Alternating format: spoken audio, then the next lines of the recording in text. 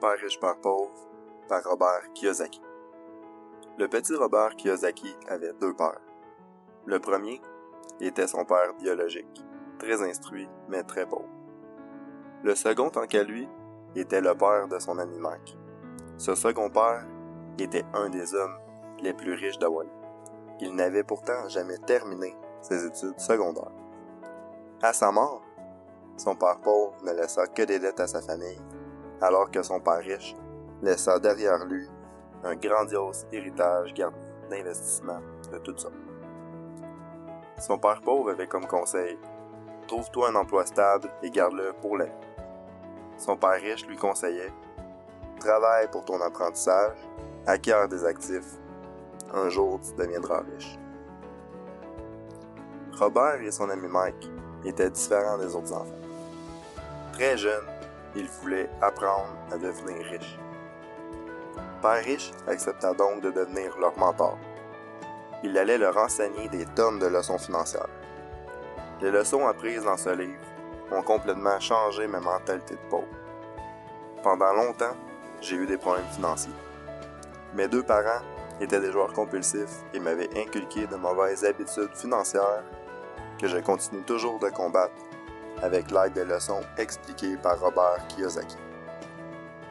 La majorité des gens pauvres et de la classe moyenne sont prisonniers de la foire d'empoigne. L'auteur a surnommé la foire d'empoigne, ou le rat race en anglais, le cycle perpétuel dont sont coincés des millions de travailleurs. Ils sortent de leur lit chaque matin pour aller travailler. Ensuite, ils payent leurs factures, ils retournent travailler malheureux et désespérés de leur qualité de travail, se trouvent un nouvel emploi plus payant. Les problèmes ne sont pas nécessairement réglés. Ils augmentent leur rythme de vie ainsi que leurs dépenses et recommencent le processus encore et encore et encore. Ces gens deviennent esclaves de l'argent sans s'en rendre compte. La peur et l'ignorance nous mènent droit à la pauvreté. Il ne faut jamais oublier qu'un emploi n'est qu'une solution à court terme d'un problème à long terme. Un des conseils les plus puissants de ce livre est d'apprendre à faire travailler l'argent pour nous. Au lieu de travailler à enrichir notre patron, nous nous devons de faire travailler l'argent pour nous. Notre avenir et celui de nos familles en dépendent. L'instruction et notre éducation sont nos ressources les plus précieuses. Je ne parle pas ici des connaissances apprises à l'école. Sérieusement, l'école n'a jamais aidé qui que ce soit à devenir riche. Je parle de ce que le père riche de Robert appelle l'ABC financier. Il suggéra fortement à Robert et Mike de développer leurs connaissances en matière d'investissement, de comptabilité, de compréhension des marchés et de loi. Des tonnes de cours, séminaires et livres peuvent nous aider sur ces sujets. Il incitait également de connaître la différence entre un actif et un passif. Un actif met de l'argent dans nos poches alors qu'un passif enlève de l'argent de nos poches. C'est fini le temps où j'écoutais le banquier qui disait qu'une maison était notre plus grand investissement et mon véhicule un actif. J'ai appris que la banque essaie de mal nous conseiller pour s'enrichir encore plus. Les actifs, selon moi, ce ne sont plus une maison ou un véhicule, mais bien des actions, des entreprises, une propriété intellectuelle, de l'immobilier. Bref, tout ce qui remplit mes poches à chaque mois. Tandis que les exemples de passifs seraient plutôt mon hypothèque, mon véhicule, des produits de consommation ou bien des intérêts de carte de crédit. Les pauvres et la classe moyenne reçoivent leur chèque de paie et sans même penser, augmentent sans cesse leurs dépenses. Les riches, par contre, savent très bien qu'il est prioritaire d'obtenir des actifs. Ils travaillent comme des acharnés à augmenter leur colonne de l'actif et de réduire leurs dépenses. Ici, plusieurs me diront « Oui, mais les riches ont des grosses maisons et des véhicules de luxe. » Oui, vous avez raison. Par contre, ils se payent ces cadeaux avec les profits de leurs actifs, tandis que les pauvres et la classe moyenne se les payent directement avec leur salaire. Le conseil du père pauvre, trouve-toi un emploi stable, équivaut à dire « Travaille toute ta vie à enrichir ton patron. » Ensuite, tu donneras la moitié de ton salaire au gouvernement en payant des taxes, et les miettes qui resteront serviront à enrichir les banques avec leur pourcentage d'intérêt. Par contre, le conseil de son père riche était de trouver un emploi directement lié avec les connaissances nécessaires à l'accomplissement de nos buts. Au lieu d'enrichir votre patron, occupez-vous de vos propres affaires. Si vous ne le faites pas, vous vous retrouverez avec absolument rien à la fin de votre vie. Commencez dès maintenant à acheter de véritables actifs. Certains seront effrayés à l'idée de quitter leur emploi, mais vous n'y êtes pas obligé. Vous pouvez garder votre emploi de jour au début. Toutefois, travaillez ardument à vous construire une solide fondation d'actifs, à contrôler vos dépenses et à réduire vos passifs. Vous pouvez chercher à obtenir des actifs qui sont passifs, c'est-à-dire qui ne requièrent pas votre présence. Vous pourrez alors faire de l'argent pendant que vous dormez, exactement comme le propriétaire d'une franchise McDonald's, dont ses employés vendent des hamburgers pendant que le propriétaire dort. Un actif passif peut être une entreprise autodirigée, comme un McDonald's, des actions boursières, des fonds communs, des biens immobiliers ou un site web à revenus. Par contre, trouvez des actifs qui vous passionneront. Robert Kiyosaki nous donne aussi une petite leçon historique sur l'histoire des taxes. La majorité de la population avait en admiration l'histoire de Robin des Bois. Pour le père riche de Robert, il était un escroc exactement comme le gouvernement qui se servit de cette histoire pour faire avaler son projet de taxe permanente au grand public. Les pauvres et la classe moyenne avala l'idée. On prend riche pour donner aux pauvres. Wow!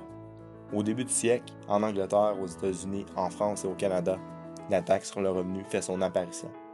Par contre, les grands perdants seront ceux qui auront fait accepter cette loi, car les riches avaient déjà préparé leur défense en étudiant l'évasion fiscale légale.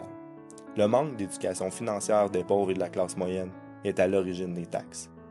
Les employés sont taxés à même le revenu. Ils ont des gains, sont taxés, dépensent les miettes qui restent. Pour les propriétaires, c'est différent. Ils ont des gains, ils dépensent et ensuite paient des taxes. Ils peuvent profiter du système en toute légalité. Les riches engendrent l'argent. Ils reconnaissent que notre esprit est notre actif le plus précieux que nous possédons. Un esprit mal entraîné est une cause de grande pauvreté. La bonne nouvelle, il existe multitude de façons de l'entraîner. Livres, séminaires, cours, conférences.